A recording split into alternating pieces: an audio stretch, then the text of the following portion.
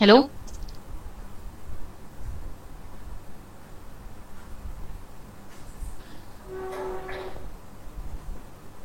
बच्चों, पिछले इससे पहले जो क्लास हुई थी हमारी,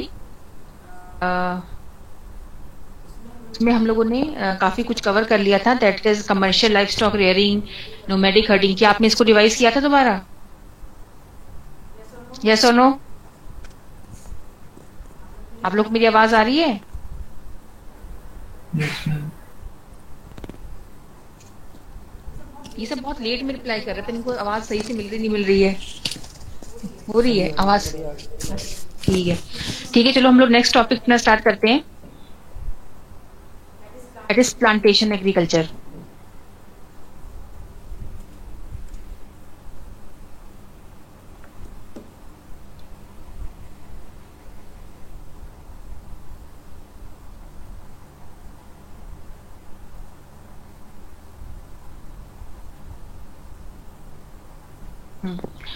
सबको प्लांटेशन एग्रीकल्चर स्क्रीन पे नजर आ रहा होगा। प्लांटेशन एग्रीकल्चर जो है, ये हमारा थर्ड टाइप का एग्रीकल्चर है। इसे हम हिंदी में रोपण कृषि भी कहते हैं। ठीक है। और जो जो मैं आपको चीजें कहूंगी, पॉइंट्स कहूंगी, आप उसको अंडरलाइन करते रहना अच्छे से। ये काफी इंपॉर्टेंट है। ये आपका 3 मार्क्स में या 1 मार्क्स में जरूर पूछा जाता है, इसलिए आप इसको बहुत ही केयरफुली समझ लीजिए और अंडरलाइन कर लीजिए। वैसे समझने से ज्यादा इसमें जो इंपॉर्टेंट पॉइंट्स हैं आप उनको देखिएगा। जैसे फर्स्ट पॉइंट आप इसमें अंडरलाइन करिए। जो भी बच्चे अपना माइक इसे ऑफ कर दीजिए, आवाज आ रही है वहां से। इसमें फर्स्ट पॉइंट है, plantation agriculture it was introduced by the Europeans in colonies. जो रोपण कृषि है, इसको इंट्रोड्यूस किसने किया था? जो भी हमारे देश में, अगर हम इंडिया की बात करें या श्रीलंका की बात करें या हम वेस्ट इंडीज की बात करें, इन देशों में जो भी रोपण कृषि होती है या प्लांटेशन एग्रीकल्चर होता है, यहाँ पे इसको लाने का जो श्रेय है वो जाता है यूरोपियन कंट्रीज को। और ये उपनिवेशवाद जो पीरियड है उसका टाइम, उसकी बात हम करेंगे। तो यूरोपियंस ने अपनी कॉलोनीज में, सुरभि ने प्रेजेंट करना शुरू कर दिया है। मतलब उसे बोलिए बंद कर दे प्रेजेंट करने के लिए, आपकी स्क्रीन बंद हो गई। सुरभि, आपने जो प्रेजेंट करना है वो किया, उसको बंद कर दो, ऑफ करो। ये प्रेजेंट क्या करती है मतलब? उसमें कर देते हैं क्लिक प्रेजेंट नाउ पे। हेलो। सुरभि, प्रेजेंट नाउ पे आप मुझे उसको ऑफ करो। मैम कर दिया। ये प्रेजेंट जो भी उस पर क्लिक मत किया करो, ठीक है? पिछली बार भी आप लोगों ने कर दिया था तो स्क्रीन गायब हो गई थी।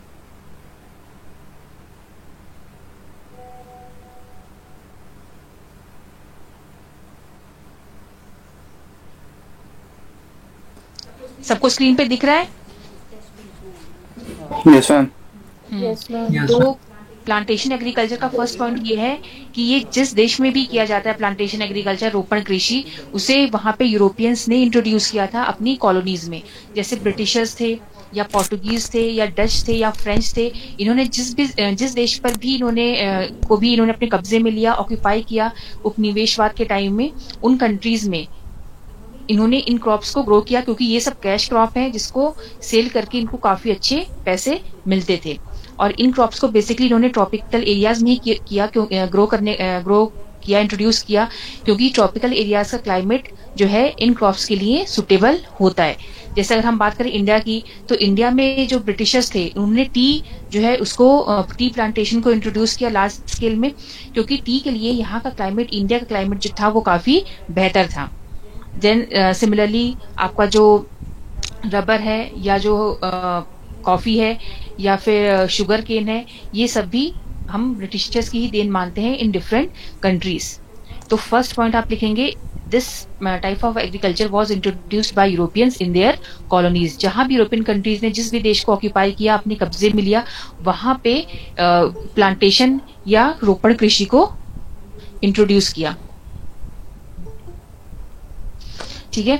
अब सेकंड पॉइंट आप लिखेंगे कि प्लांटेशन या रोपण कृषि के एग्जाम्पल्स कौन कौन से हैं। आपसे एग्जाम में आ सकता है, 1 मार्क्स में भी, एमसीक्यू में भी, कि ऐसे इस पे कोई क्वेश्चन बेस्ड आ सकता है। तो आप ये अच्छे से देख लीजिएगा। Tea, coffee, cocoa, rubber, cotton, oil palm, sugar cane, bananas and pineapples, ये all these are examples of plantation agriculture. ठीक है, तो ये सब प्लांटेशन एग्रीकल्चर के एग्जाम्पल्स हैं।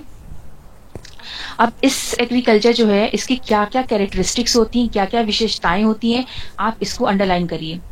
ठीक है, फर्स्ट सेकंड पैराग्राफ में आइए, इसमें दिया हुआ है that this type of agriculture is practised in large states और प्लांटेशंस। आपने कॉफी या टी जो है इसकी कभी ना कभी प्लांटेशन देखा होगा कि ये पूरे हिली एरिया को कवर करता है। तो ये किसी छोटे मोटे प्लॉट पर या किसी स्मॉल फार्म पर ग्रो नहीं किया जाता है। It covers a very wide area and those wide areas, large areas are known as states, ESTATES और प्लांटेशंस। तो आप इसको अंडरलाइन करिए कि जो भी शुगर केन होता है या और कॉफी है, टी है, तो हम ये नहीं कहते हैं कि टी खेत में ग्रो किया जाता है या फार्म में ग्रो किया जाता है। हम क्या कहते हैं, टी प्लांटेशन या कॉफी प्लांटेशन या फिर states, because large areas where they are grown is known as state. तो सेकंड इसका पॉइंट क्या है, third point, large capital investment. पहली बात, एक तो आप ये समझ लीजिए जो प्लांटेशन एग्रीकल्चर है, अभी यहाँ से लेके हम जितने भी एग्रीकल्चर पढ़ेंगे सबके कुछ पॉइंट्स सिमिलर हैं। ठीक है ना, डिफरेंट पॉइंट्स नहीं है, सबके कुछ कुछ पॉइंट्स सिमिलर हैं। तो यही सारे पॉइंट्स आप दूसरे एग्रीकल्चर में भी लिख सकते हैं। तो ये जितने भी एग्रीकल्चर हम यहाँ से पढ़ेंगे they are all for sale in the market. इसे हम घर में रखने के लिए नहीं या सेल्फ यूज के लिए नहीं ग्रो करते हैं, इसे हम मार्केट में सेल करने के लिए ग्रो करते हैं। तो जो भी चीज मार्केट में सेल करने के लिए होती है it should be of best quality. उसकी क्वालिटी क्या होनी चाहिए, सबसे बेहतर होनी चाहिए। और बेहतर क्वालिटी के लिए हम उसमें क्या क्या उसका जो इनपुट है वो भी क्या होगा, बेस्ट होगा। जैसे लार्ज कैपिटल इन्वेस्टमेंट, इसमें जो है पूंजी अधिक मात्रा में लगाई जाती है। अब पूंजी किस में लगेगी, मशीन्स खरीदने में। ठीक है, इसमें साइंटिफिक मेथड्स ऑफ कल्टीवेशन है। ये जो इसमें कृषि की जाती है वो ऐसा नहीं है कि आपने कोई डेली वर्कर्स को बुला लिया या फिर जो इसमें जो डेली यूज की मशीनरी है उसको यूज की जाती है। इसमें काफी साइंटिफिक मेथड की मशीनरी यूज की जाती है क्योंकि इतना वाइड एरिया होता है और इसकी जो क्वालिटी को मेंटेन करने के लिए सबसे बेस्ट टेक्निक्स को यूज किया जाता है। देन इसमें मैनेजेरियल एंड टेक्निकल सपोर्ट होता है। इसमें बेहतर टेक्नोलॉजी यूज होती है, बेस्ट टेक्नोलॉजी यूज की जाती है। मैनेजेरियल सिस्टम होता है, पूरा ऊपर से लेकर नीचे तक डिफरेंट जो है सिस्टम होता है। इसमें आपके स्टाफ काम करते हैं, सबके जो वर्क होते हैं वो डिवाइडेड होते हैं। ये सब क्यों होता है, ताकि क्वालिटी को मेंटेन किया जा सके। देन अगेन क्योंकि सेल इन द मार्केट है तो इसकी क्वालिटी क्या होनी चाहिए, सबसे बेस्ट होनी चाहिए। तो सिंगल क्रॉप स्पेशलाइजेशन, मतलब ये नहीं कि बहुत सारे क्रॉप ग्रो किए जाते हैं। अगर आपने टी का वो प्लांटेशन देखा होगा तो वहां पे सिर्फ अगर चाय उगाई जा रही है तो पूरे एरिया में सिर्फ चाय होगी। अगर कॉफी है तो सिर्फ कॉफी। ठीक है, तो इसमें ओनली सिंगल क्रॉप स्पेशलाइजेशन होता है, सिर्फ एक क्रॉप पर एम्फेसाइज किया जाता है और उसी को बेहतर तरीके से ग्रो करते हैं जिसकी क्वालिटी सबसे बेस्ट होती है। तभी तो ये मार्केट में सेल हो पाएगा, नहीं तो नहीं हो पाएगा। देन चीप लेबर, यहाँ पे ये देखा जाता है कि सस्ते में लेबर मिल जाए। And a good system of transportation which links the states to the factories and markets for the export of the product. यहाँ पे जहां भी ये प्लांटेशन होते हैं there the system of transportation and communication should be best. क्यों, क्योंकि जैसे आपने अगर हम टी की बात करें तो टी की जो आप जानते हो कि जो उनकी लीव्स होती हैं वो पेरिशेबल होती हैं, वो बहुत जल्दी खराब होने वाली होती हैं। तो अगर हम उन्हें तोड़कर जल्दी फैक्ट्री तक नहीं पहुंचाएंगे और फैक्ट्री के बाद अगर हम उन्हें मार्केट तक नहीं पहुंचाएंगे तो उनका खराब होने के चांसेस बढ़ जाते हैं। इसलिए उनका फैक्ट्री से लिंक होना और उसके बाद वहां फैक्ट्री से मार्केट तक लिंक होना बहुत जरूरी है और उसके लिए ट्रांसपोर्टेशन सिस्टम बेहतर होना पड़ेगा। ठीक है, तो ये कुछ इंपॉर्टेंट पॉइंट्स हैं। देन हम देखते हैं कि कहाँ कहाँ जो है यूरोपियन कंट्रीज ने कौन से जो है आपके ये जो एग्रीकल्चर प्रोडक्ट्स उनको इंट्रोड्यूस किया था। Like French established cocoa and coffee plantation in West Africa. अगर हम वेस्ट अफ्रीका की बात करें, जैसे घाना है, उसके आसपास के देश हैं, नामीबिया है, तो वहां पे कोको और कॉफी प्लांटेशन जो है आज के समय में ये जो अफ्रीका का ये जो पार्ट है वेस्ट अफ्रीका, ये कॉफी कल्टीवेशन में लीडिंग प्रोड्यूसर है। तो इसका श्रेय किसको जाता है, फ्रेंच को, क्योंकि उस समय ये जो वेस्ट अफ्रीका था वो फ्रेंच की कॉलोनी था और इन्होंने ही यहाँ पे कॉफी को इंट्रोड्यूस किया। किसने किया है,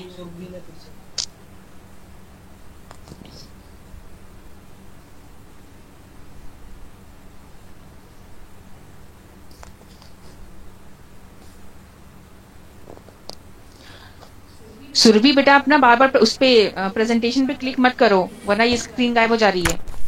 ठीक है, द ब्रिटिश देन जो ब्रिटिशर्स थे they introduced T and coffee in India and Sri Lanka. Bharat में और श्रीलंका में अगर चाय की जो हम बात करें तो उसका श्रेय किसको जाता है? ब्रिटिशर्स को। Then rubber plantation in Malaysia. Malaysia is the leading largest producer of rubber in the world right now. तो रबर का श्रेय किसको जाता है मलेशिया में? अगेन जो है ब्रिटिशर्स को जाता है। And sugar cane and banana plantation in West Indies. Spanish and American invested heavily in. American ने किसमें इन्वेस्ट किया था? In coconut and sugar plantation in the Philippines. आप ये कर्सर देखते रहिए, जहां जहां मैं लिखा रही हूँ वही चीज आपको अंडरलाइन करनी है। देन डच जो थे उन्होंने इंडोनेशिया में शुगर केन जो है इंट्रोड्यूस किया। And some coffee फजेंडाज। फजेंडाज ये वर्ड अंडरलाइन कर लीजिए क्योंकि ये एग्जाम में आ सकता है कि ये फजेंडाज वर्ड का मतलब क्या है। तो fazenda means large plantation of coffee.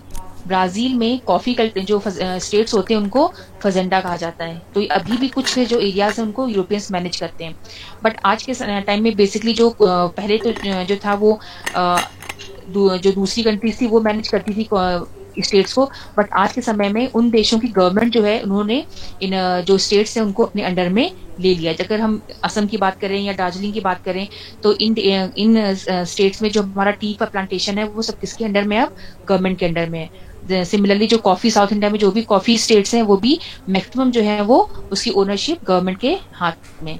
तो ये मैंने आपको प्लांटेशन एग्रीकल्चर समझा दिया है। ये काफी इजी है। इसमें आप you just have to remember that product is for sale in the market. और जो चीज हम मार्केट के लिए बनाते हैं उसकी क्वालिटी बेहतर होनी चाहिए। तो इसमें जो कुछ पॉइंट्स हैं वो बहुत ही आसान है। जैसे एक साइंटिफिक प्लांटेशन है, ये एग्रीकल्चर है, टेक्नोलॉजी बेस्ट यूज होती है, इसमें मैनेजरियल सिस्टम होता है, स्टेट्स होते हैं, लार्ज फार्म्स पे ग्रो किया जाता है जिसको हम स्टेट्स कहते हैं।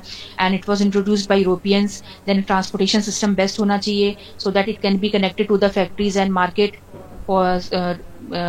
ताकि जो पेरिशेबल आइटम्स थे वो खराब ना हो। तो ये पॉइंट्स जो हैं ये कुछ सिमिलर हैं आपके आगे के भी एग्रीकल्चर में। अब इसके बाद हम और एग्जाम्पल आप पढ़ लीजिएगा।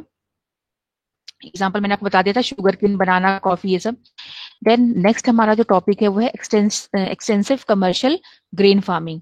इससे पहले आपको याद होगा तो हमने पढ़ा था इंटेंसिव टाइप ऑफ फार्मिंग, जिसमें हमने देखा था कि किस तरह से इंडिया में क्या होता है कि एरिया कम है इसीलिए हम उस कम एरिया में इंटेंसिव फार्मिंग करते हैं। मतलब इतनी बेहतर फार्मिंग करते हैं कि मैक्सिमम प्रोडक्शन उसमें से अचीव किया जा सके। उसका जस्ट अपोजिट होता है एक्सटेंसिव फार्मिंग। एक्सटेंसिव मतलब विस्तृत फार्मिंग। ये उन एरियाज में होता है, जैसे आपको नाम से समझ में आ रहा होगा, विस्तृत फार्मिंग वहां होती है जहां पे एरिया बहुत बड़ा होता है, size of the farm is very large. और इंटेंसिव कहाँ होता है?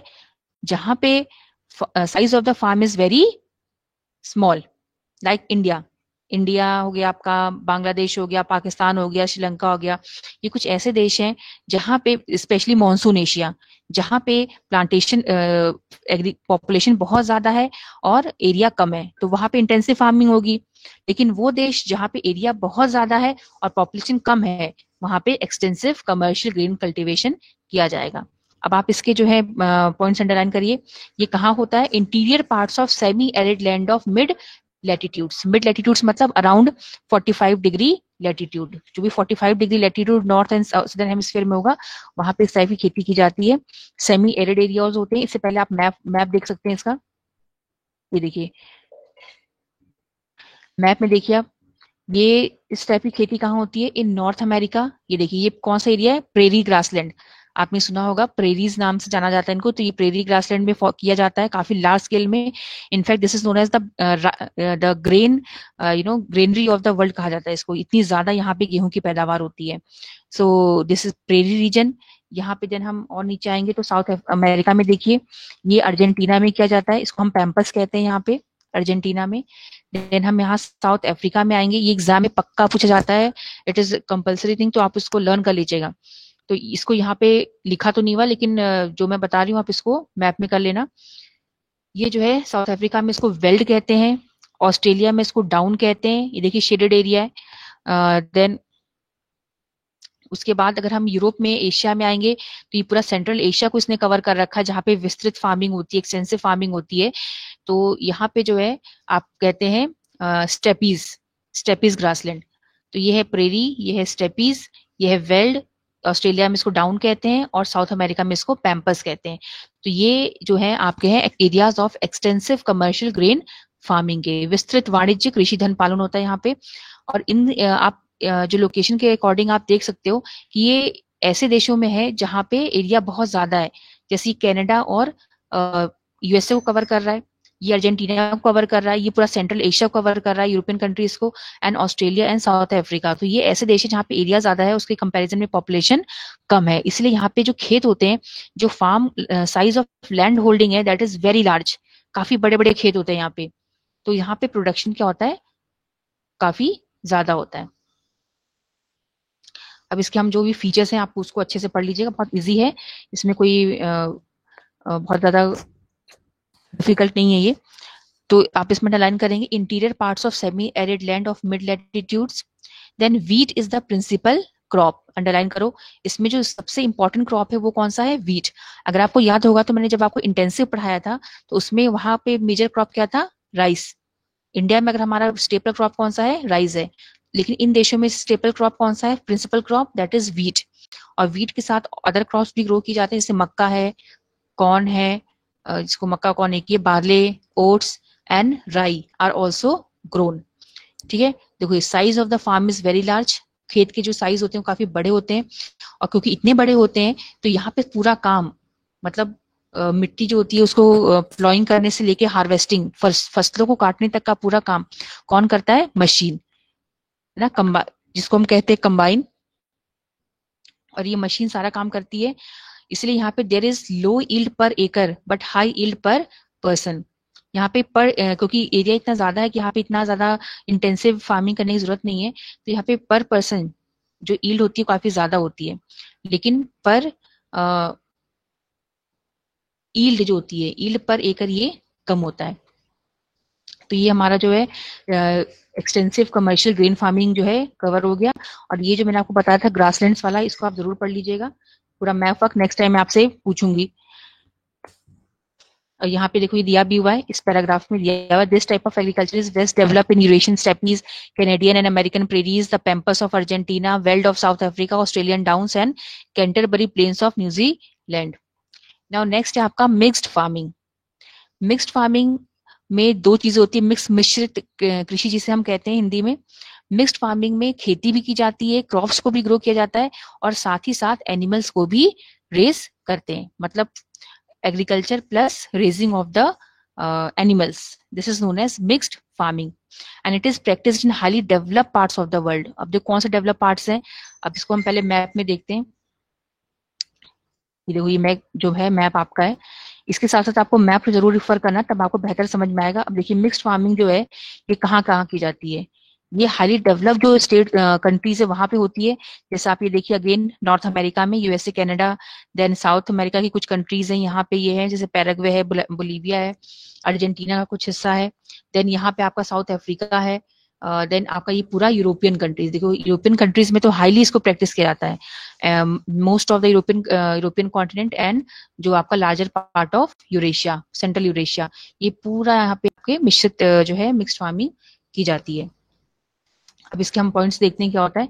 मिक्स्ड फार्मिंग का मतलब आपको समझ में आ चुका होगा, जानवरों को भी पाला जाता है, पक्षियों का भी पालन होता है, और साथ ही साथ क्रॉप्स को भी ग्रो किया जाता है। अब इसमें लिखा हुआ है north western Europe, north eastern north America. अगर आप ऐसे पढ़ोगे तो आपको समझ में नहीं आएगा, आप मैप देखकर डायरेक्शन वाइज आप इसको समझ सकते हो। आप इसमें अंडरलाइन करिए, जो उसमें फार्म का साइज होता है, खेतों का साइज होता है, वो मॉडरेट होता है, ना बहुत ज्यादा बड़ा ना बहुत कम, ना बहुत छोटा ना बड़ा। देन यहाँ पे जो क्रॉप्स ग्रो किए जाते हैं उसमें है वीट, बार्ले, ओट्स, राई, मेज, फॉडर एंड रूट क्रॉप्स। इसमें खासियत ये है कि इसमें जो आपके खाने वाले जो ग्रीनरीज होती हैं उनके साथ साथ यहाँ पे फॉडर, चारे के लिए भी क्रॉप्स को ग्रो किया जाता है। Fodder crops are an important component of mixed farming, जैसे इसमें मक्का है, ओट्स है, ये सब जो है अपने जानवरों को ये एज ए फॉडर क्रॉप खिलाते हैं। इसमें क्रॉप रोटेशन एंड इंटरक्रॉपिंग जो है टेक्निक फॉलो की जाती है। क्रॉप रोटेशन आप जानते हो कि एक क्रॉप ग्रो किया फिर उसके बाद दूसरा क्रॉप ग्रो करते हैं, जैसे हमारे इंडिया में भी होता है कि जो दाल होता है, चावल ग्रो किया उसके बाद दाल ग्रो कर दिया ताकि सॉइल की फर्टिलिटी को मेंटेन किया जा सके, उसे हम क्रॉप रोटेशन कहते हैं। देन इंटरक्रॉपिंग जो होता है कि एक ही साथ 2 या 2 से 3 क्रॉप्स को एक साथ ग्रो करना, तो यहाँ पे इसको फॉलो किया जाता है। देन यहाँ पे crop cultivation and animal husbandry, मतलब यहाँ पे क्रॉप्स को ग्रो करना और साथ ही साथ एनिमल एनिमल जो हस्बेंड्री है, मतलब एनिमल से रिलेटेड, लाइक अगर हम देखें ब्रीडिंग होता है या फिर और जो भी चीजें होती हैं, उन सब चीजों को यहाँ पे फॉलो किया जाता है। अब कौन कौन से एनिमल्स पाले जाते हैं? कैटल हो गया, शीप है, पिग्स है, एंड पोल्ट्री। पोल्ट्री वही जो आपके ये हैन है, जो ये एनिमल्स होते हैं उनको इनको यहाँ पे पाला जाता है, और इसी से लोगों की मेन इनकम होती है। Mixed farming is characterised by high capital expenditure. देखिए यही जो पॉइंट्स हैं ये सब में कॉमन मिलेंगे आपको, क्योंकि अगेन ये मार्केट के लिए है, तो कैपिटल एक्सपेंडिचर इसमें ज्यादा होता है, इसमें पूंजी ज्यादा लगती है, क्योंकि इसमें मशीनरी पे खर्चा आता है, क्योंकि एनिमल्स को भी पालना है, तो आपको एनिमल्स को जो है बेस्ट टेक्निक आप यूज करेंगे, तो उसके लिए आपको मशीन्स खरीदनी है और मशीन्स पे पूंजी खर्च होती है। Then extensive use of chemical fertiliser, यहाँ पे केमिकल फर्टिलाइजर्स को यूज किया जाता है, ग्रीन मैन्योर्स यूज होते हैं, and skill and expertise of the farmers, इसमें स्किल्ड लेबर्स यूज होते हैं जो अपने काम में सक्षम होते हैं। तो ये हमारा मिक्स्ड फार्मिंग हो गया। नेक्स्ट है हमारा डेयरी फार्मिंग। ये काफी इंपॉर्टेंट है, ये कई बार 5 मार्क्स में आ चुका है, और इस पे 2-3 तरह के क्वेश्चंस बना के वो पूछते हैं, लाइक डेयरी फार्मिंग जो है वो विकसित देशों में ही क्यों फॉलो की जाती है, क्यों इसको प्रैक्टिस किया जाता है डेयरी फार्मिंग को, या फिर डेयरी फार्मिंग जो है वहीं पे क्यों प्रैक्टिस किया जा सकता है जहाँ पे ट्रांसपोर्टेशन सिस्टम बेस्ट हो। तो ये क्वेश्चन चाहे कुछ भी आए, आपको जो इसमें पॉइंट्स दिए गए हैं वही आपको उठा के लिखना है, आपको ज्यादा अपना दिमाग नहीं लगाना है। आप जो भी इसमें पढ़ोगे, नहीं तो आप ऐसे कंफ्यूज हो सकते हो, तो कोई भी क्वेश्चन को घुमा कर दें, चाहे वो मिक्स्ड फार्मिंग में दें, चाहे वो किसी भी टाइप की फार्मिंग में दे, जो भी फार्मिंग का नाम आपने पढ़ लिया क्वेश्चन में, उसी के जो भी पॉइंट्स आपको याद हैं आप उसको लिख दोगे, चाहे कैसे भी वो क्वेश्चन घुमा के पूछे आपसे। अब हम डेयरी फार्मिंग, आपको पता है कि क्या होता है डेयरी, मतलब जो आपकी ये वो उन एनिमल्स को रेयर करना जो मिल्च एनिमल्स होते हैं। मिल्च मतलब दुधारू जो आपके जानवर होते हैं, दुधारू मतलब जो दूध देते हैं, जैसे गाय है, काव, बफेलो, तो ये जो एनिमल्स है इनको पालना, ताकि इनसे जो भी हमें जो प्रोडक्ट्स मिलते हैं उनको रिफाइन करके और उनको प्रोसेस करके पूरे वर्ल्ड मार्केट में ये इसको सेल करते हैं। ठीक है। Dairy is the most advanced and efficient type of rearing of milch animals. ये सबसे एडवांस विकसित और सबसे efficient type of rearing of milch animals है। दुधारू पशुओं को इसमें काफी एडवांस तरीके से पाला जाता है। Then it is highly capital intensive. आप अगेन याद रखिएगा कि डेयरी फार्मिंग मार्केट ओरिएंटेड है, तो it is highly capital intensive है, काफी इसमें पूंजी का इस्तेमाल होता है, क्योंकि इन्हें मशीन्स खरीदनी होती है।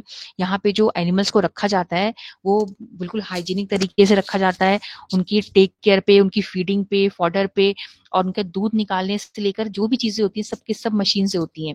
वेटनरी सर्विसेज होती हैं, इनकी दवाइयों से लेकर खाने पीने हर चीज पे इतना ध्यान दिया जाता है कि इस पे काफी पैसा खर्च होता है। That's why it is capital intensive, क्योंकि अगर दूध है या उसके जो प्रोडक्ट उनकी अगर वो अच्छे क्वालिटी के नहीं होंगे तो फिर वर्ल्ड मार्केट में जो है ये सेल नहीं होंगे और इससे इनको नुकसान हो सकता है, इसलिए हमेशा क्वालिटी को मेंटेन करते हैं। तो पैसा कहाँ खर्च होगा? एनिमल शेड बनवाने में, जो जहाँ एनिमल्स रहते हैं उसको साफ सुथरा शेड बनवाने में, स्टोरेज फैसिलिटीज। अब जो भी आप दूध निकाल रहे हो या फिर आप उससे जो भी प्रोडक्ट्स बना रहे हो उसको स्टोर करने के लिए भी आपको पूरा कंटेनर्स चाहिए, जो भी आपकी टेक्निक है उसको चाहिए। देन फॉडर के लिए आपको बेहतर फॉडर आपको अपने गाय भैंसों को खिलाना पड़ेगा। Then feeding and milching machines होती हैं। फीडिंग मतलब खिलाने के लिए भी मशीन होती है और दूध निकालने के लिए भी इनके पास प्रॉपर मशीन होती है। इससे डेयरी फार्मिंग का खर्चा कई गुना बढ़ जाता है। देन यहाँ पे कैटल ब्रीडिंग पर ध्यान दिया जाता है कि जो डिफरेंट ब्रीड्स के एनिमल्स होते हैं उनकी ब्रीडिंग करा के बेहतर क्वालिटी को जो है वो करना।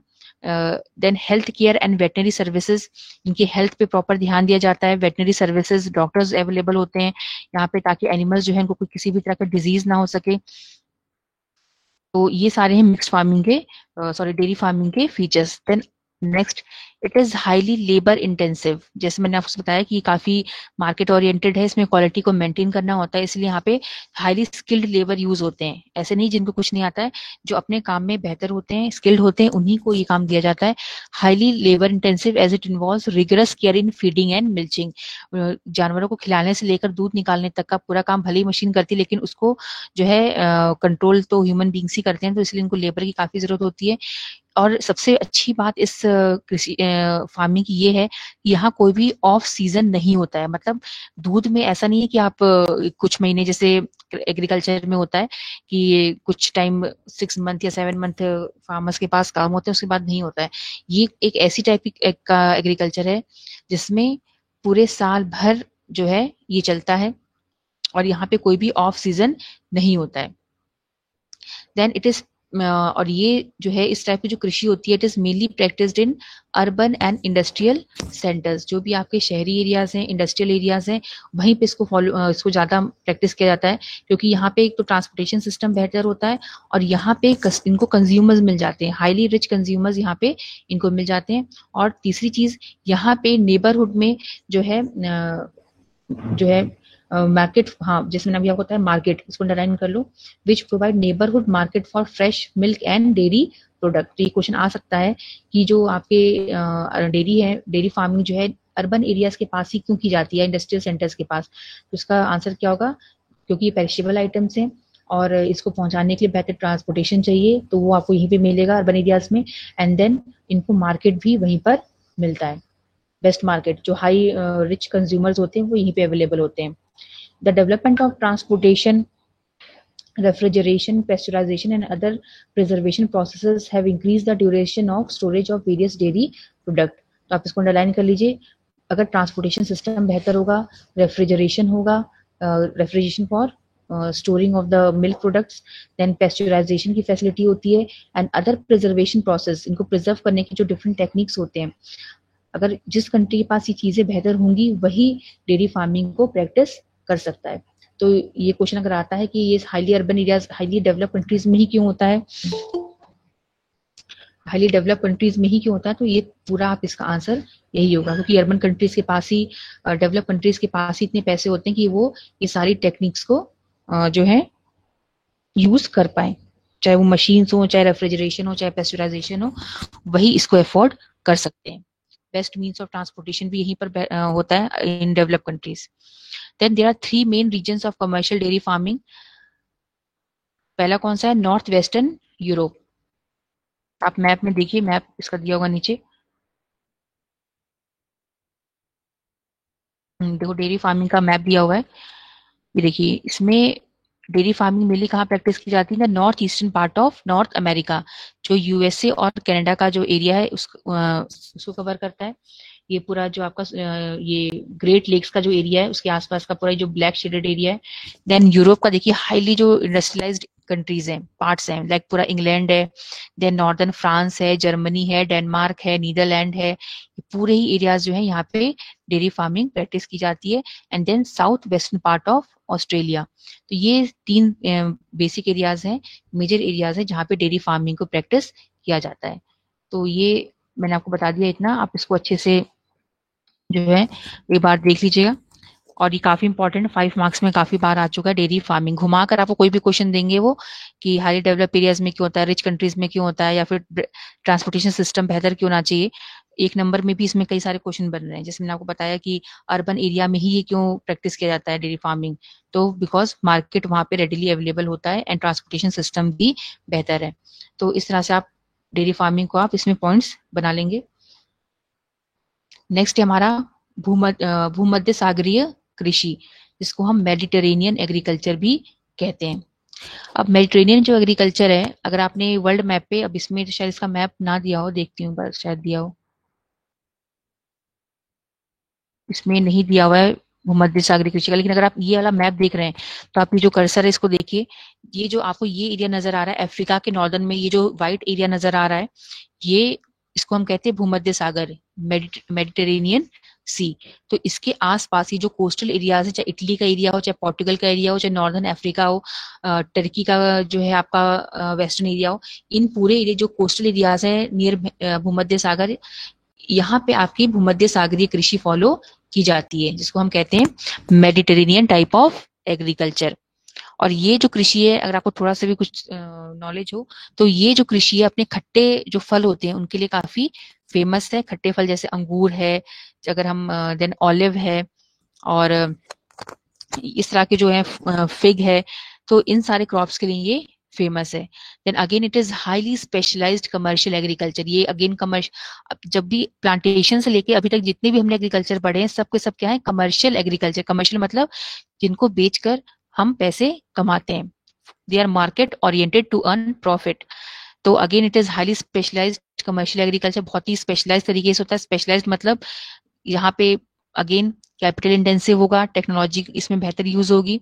Then it is practised in the countries on either side of the Mediterranean sea. Again वही जो मैंने आपको बताया मैप पे, जहां भी भूमध्य सागर है उसके आसपास के जो भी कोस्टल एरियाज है यहाँ पे भूमध्य कृषि फॉलो की जाती है। देन देखो यहाँ पे दिया हुआ है, see in Europe and in North Africa from Tunisia to Atlantic coast, southern California. ये सदर्न कैलिफोर्निया याद रखना क्योंकि यहाँ पे ये थोड़ा डिफरेंट एरिया है, भूमध्य सागर से हटकर ये एरिया जहाँ पे भूमध्य सागरीय कृषि फॉलो की जाती है। Central Chile, south western parts of South Africa and south western parts of Australia. This region is an important supplier of citrus fruits. Underline करो, सिट्रस फ्रूट्स मतलब खट्टे फलों के लिए काफी मशहूर है ये। यहाँ पे एक स्पेशल टाइप की कृषि की जाती है जिसको हम कहते हैं विटीकल्चर। विटीकल्चर मतलब क्या होता है, ग्रेप कल्टीवेशन। यहाँ पे बहुत ही लंबे चौड़े एरिया में जो है अंगूर की कृषि की जाती है और इसी को हम कहते हैं विटीकल्चर, ग्रेप कल्टीवेशन। जिससे आपको पता है कि जब अंगूर की कृषि काफी हाईली स्पेशलाइज तरीके से की जाती है तो उससे काफी और प्रोडक्ट्स भी बनाए जाते हैं, जैसे वाइन। बेस्ट क्वालिटी वाइन्स आपको इन एरियाज में मिलेंगे, जैसे फ्रांस है, स्पेन है, देन इटली है। तो यहाँ पे विटीकल्चर होता है, ग्रेप कल्टीवेशन काफी हाई लेवल पे होता है, जिसके बाद उससे हाई क्वालिटी वाइन्स बनाई जाती हैं, मदिरा बनाई जाती है। देन जिसके अलग अलग फ्लेवर्स होते हैं। एंड जो इसमें हाई क्वालिटी ग्रेप्स होते हैं, जो अच्छी क्वालिटी के ग्रेप्स होते हैं, उनसे मदिरा बनाई जाती है, वाइन बनाया जाता है। और जो इंफीरियर क्वालिटी के होते हैं उनसे जो है किशमिश, उसको ड्राई करके किशमिश बनाया जाता है, जिसको रेसन्स भी कहा जाता है। देन ये ऑलिव्स को प्रोड्यूस करते हैं। यहाँ पे ऑलिव होते हैं, जैतून आपने सुना होगा, जो अपने जो जैतून का तेल होता है, तो यहाँ पे ऑलिव को ग्रो किया जाता है। एंड देन फिग्स एक तरह का फ्रूट होता है, जो एक काफी वाटरमेलन की तरह एक बड़ा सा फ्रूट होता है, तो फिग ग्रो किया जाता है यहाँ पे। देन भूमध्य सागरीय कृषि की खासियत ये है कि भूमध्य सागर के आसपास जो एरियाज होते हैं विंटर्स के टाइम में, यहाँ पर सिर्फ यही एरियाज जो होते हैं जहाँ पे बर्फबारी नहीं होती है, ये यहाँ पे मौसम अच्छा होता है।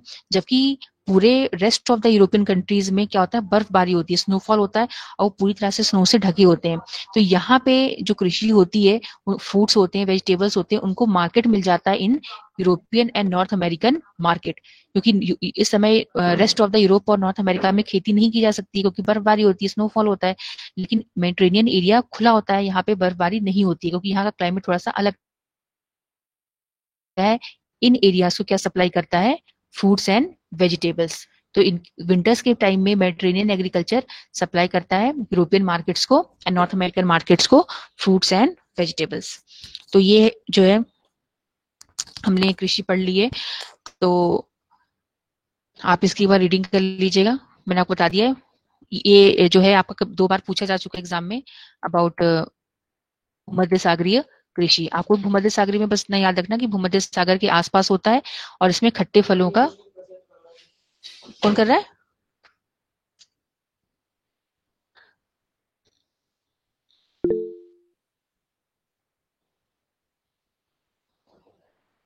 ये पता नहीं कब से बंद हो रखा, बताते भी नहीं है सब। नहीं, अभी अभी हुआ है। बीच में बच्चे प्रेजेंटिंग वाले पे क्लिक कर देते हैं।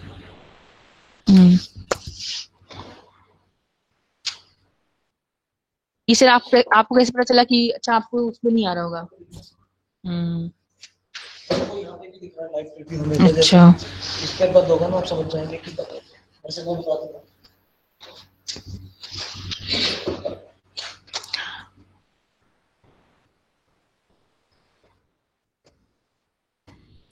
ये 10 तक चलेगी ना क्लास?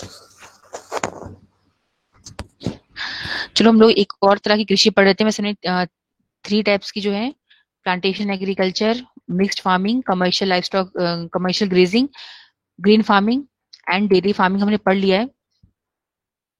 देन लास्ट हमारा जो टॉपिक है वो है market gardening and horticulture. Market gardening and horticulture जो है वो काफी स्मॉल स्केल की फार्मिंग होती है, but they are highly market oriented and इसमें basically high value crops grow किए जाते हैं। देखो अंडरलाइन करो इसमें सेकंड लाइन में, हाई वैल्यू क्रॉप्स, ऐसे क्रॉप्स को ग्रो किया जाता है जिनकी वैल्यू मार्केट में काफी ज्यादा होती है, जैसे few vegetables, fruits and flowers. ठीक है, और ये जो आपके प्रोडक्ट्स होते हैं they are basically for the urban market. जो शहर में रहने वाले लोग होते हैं, जैसे फूल होते हैं, तो इन सब की जरूरत गांव के लोगों को नहीं होती है, जो अर्बन एरियाज में होते हैं, क्योंकि इतने सारे इवेंट्स होते हैं, ओकेशंस होते हैं जहाँ पे फूलों की जरूरत पड़ती है। डिफरेंट टाइप के फ्रूट्स होते हैं, जो जो कॉमन फ्रूट्स होते हैं वो नहीं, कुछ ऐसे फ्रूट्स होते हैं जो कि इम्पोर्टेड होते हैं, तो वो आपके, लेकिन उनको हमारे इंडिया या किसी भी देश की हम बात करें तो वहां पे भी वो अपने कंडीशंस में भी ग्रो करते हैं, तो उनकी जो वैल्यू होती है वो काफी बढ़ जाती है। सिमिलरली कुछ वेजिटेबल्स भी होते हैं जो कि अगर हम इंडिया में बात करें तो कुछ ऐसे वेजिटेबल्स है जो हमारे यहाँ पे बहुत ज्यादा ग्रो नहीं की जाते हैं, लेकिन अब उनका जो चलन है वो काफी बढ़ गया है। जैसे जकूनी की बात करें या फिर ब्रोकली की बात करें, तो ये हमारे यहाँ पे इतना नहीं था, लेकिन अब जो है इनकी डिमांड काफी बढ़ गई है। So these are high value vegetables. Similarly ऐसी कुछ फ्रूट्स भी होते हैं, जैसे कीवी है या फिर और भी ऐसे कुछ फ्रूट्स हैं, देन फ्लावर्स हैं। So they are high value crops. जो कीमत है मार्केट में काफी ज्यादा है, इसलिए इनको यहाँ पे ग्रो किया जाता है। इनके जो फार्म्स होते हैं वो छोटे होते हैं, खेत छोटे होते हैं, एंड ये वहां पे ग्रो किए जाते हैं जहाँ पे गुड ट्रांसपोर्टेशन सिस्टम पाया जाता है। और इसका रीजन क्या होता है, ये क्वेश्चन आ सकता है एग्जाम में कि जो आपके मार्केट गार्डनिंग होती है वो अर्बन एरियाज के पास ही क्यों फॉलो की जाती है, क्योंकि वहां पे उनको कंज्यूमर्स मिल जाते हैं, रिच कंज्यूमर्स, एंड वहां पे आपके ट्रांसपोर्टेशन सिस्टम भी काफी बेहतर होता है, जो कि उन्हें अर्बन सेंटर से जोड़ता है। ये अंडरलाइन कर लेना पूरा, urban centre where high income group of consumers is located. It is both labour and capital intensive. इस टाइप की फार्मिंग में पैसे पूंजी भी बहुत ज्यादा चाहिए होती है, एंड लेबर्स भी अच्छी जो है स्किल्ड लेबर्स की भी जरूरत होती है। देन यहाँ पे यूज ऑफ इरिगेशन होता है, यहाँ पे सिंचाई के लिए पानी भी चाहिए, HYV सीड्स भी चाहिए, बेहतर क्वालिटी के बीज की जरूरत होती है, फर्टिलाइजर चाहिए, insecticide, green houses and artificial heating in colder regions. आपने ग्रीन हाउस इफेक्ट का नाम सुना होगा, जैसे नॉर्वे है, स्वीडन है, तो आइसलैंड है, इन देशों में भी इस टाइप की फार्मिंग होती है, बट वो ग्रीन हाउस इफेक्ट के अंडर की जाती है। Then this type of agriculture is well developed in densely populated industrial districts of Northwest Europe. Again, ये जो farming होती है वो highly developed areas में की जाती है countries में, like Northwest Europe, Northeastern US of North America and the Mediterranean regions. तो इन countries में इसको किया जाता है. Then Netherlands specializes in growing flowers and horticulture crops, especially tulips, which are flown to all major cities of the Europe. ठीक है, तो Netherlands जो है ये सब एक ऐसा देश है जो बहुत आगे है या सबसे आगे है in the cultivation of flowers, growing flowers, और स्पेशली जो ट्यूलिप्स होते हैं ये यहाँ पे ग्रो किए जाते हैं, और पूरे यूरोप भर में इसको ये बेचते हैं, सेल करते हैं. Then the regions where farmers specialize in the transportation of vegetables only, cultivation of vegetables only, the farming is known as truck farming. तो कुछ अमेरिका में ये स्पेशली जो है ट्रक फार्मिंग ये अमेरिका में फॉलो की जाती है, और यहाँ पे वेजिटेबल्स को ग्रो किया जाता है, और वेजिटेबल्स को जो है मतलब यहाँ पे जो खेत होते हैं, खेत के और जो मार्केट है उसके बीच में इतना डिस्टेंस होता है कि रात भर में जो सब्जियां होती है वो मार्केट तक पहुंचा दी जाती हैं थ्रू ट्रक्स, इसलिए इसको ट्रक फार्मिंग कहा जाता है. जो खेत होते हैं वो बहुत दूर नहीं होते हैं, फ्रेश वेजिटेबल्स पहुंचाने के लिए सिर्फ शहरों के उतनी डिस्टेंस पे इनको ग्रो किया जाता है ताकि रात भर में जो फ्रेश वेजिटेबल्स हैं वो शहरों तक पहुंचाए जा सके. The distance of truck farms from the market is govern by the distance that a truck can cover overnight, hence the name truck farming. इसीलिए इसको ट्रक फार्मिंग का नाम दिया गया है. तो ये बच्चों आज हमारा जो पूरा टॉपिक है ये हमने कवर कर लिया है. अब एक दो आपके जो माइनिंग्स हैं वो बचे हुए हैं, इसको हम नेक्स्ट टाइम देखेंगे. नेक्स्ट टाइम जो हमारी क्लास होगी उसमें कल की क्लास में हम इसको कवर करेंगे. कोऑपरेटिव एंड दूसरा फार्मिंग बचा हुआ है. मैम कल भी ये गूगल मीट पे क्लास होगी? वो आपको मैं इन्फॉर्म कर दूंगी. ओके मैम, ठीक है, मैं आपको इन्फॉर्म कर दूंगी. अच्छा, मैंने अभी तक जो पढ़ाया है अगर आपको कोई डाउट है आप पूछना चाहते हो तो आप पूछ सकते हैं. ऐसे ये बहुत डिफिकल्ट नहीं है, बहुत आसान है। बस आपको इसमें समझने जैसी कोई चीज नहीं है, सब अंडरलाइन करना है। और जो मैंने आपको बताया कि जब हम एक मैं आपको फ्लो चार्ट भी इसका प्रोवाइड कर दूंगी, तो आपको फ्लो चार्ट देके आपको और बेहतर समझ में आ जाएगा। वैसे मैंने जो हिंदी मीडियम के बच्चों को नोट्स भेजे थे उस दिन, उसमें आप देखना उसके फर्स्ट पेज में जो इंग्लिश मीडियम के बच्चे हैं उसको भी देख सकते हैं। और नहीं तो आप चाहें तो अपना खुद का एक फ्लो चार्ट बनाइए, जिसमें मैंने आपको बताया था कि हंटिंग एंड गैदरिंग के बाद दो टाइप की इकोनॉमिक एक्टिविटी आप करेंगे प्रिमिटिव में। एक है आपका पेस्टोरलिज्म और दूसरा है आपका एग्रीकल्चर। तो पेस्टोरलिज्म में मैंने आपको दो बताया था, nomadic herding and commercial life stock rearing. Then उसके बाद हम एग्रीकल्चर में आएंगे। एग्रीकल्चर में जो है आपकी 5 to 6 टाइप्स ऑफ फार्मिंग है, उनको आपको एक फ्लो चार्ट बनाना है। या तो वो हिंदी मीडियम के बच्चों को जो मैंने प्रोवाइड किया था नोट्स उसमें बना भी हुआ है, नहीं तो आप खुद भी अपनी तरफ से बनाइए और आप उसको गूगल आपकी ये जो क्लास है व्हाट्सएप, आप उस पर मुझको शेयर करेंगे अपना फ्लो चार्ट बना के, क्योंकि आप अपने हाथों से बनाएंगे तो आपको बेहतर समझ में आएगा। ठीक है, तो सारे बच्चे जो है ये पूरे चैप्टर का आप एक फ्लो चार्ट बना के मुझे व्हाट्सएप पे शेयर करेंगे। तो कोई प्रॉब्लम है तो आप मुझसे पूछ सकते हैं।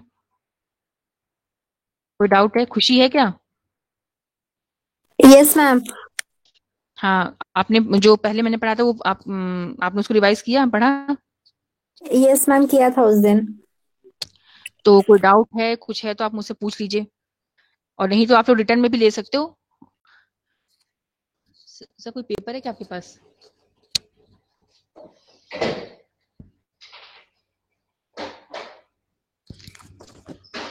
या मैं इसी का स्क्रीनशॉट ले लूं क्या? हाँ,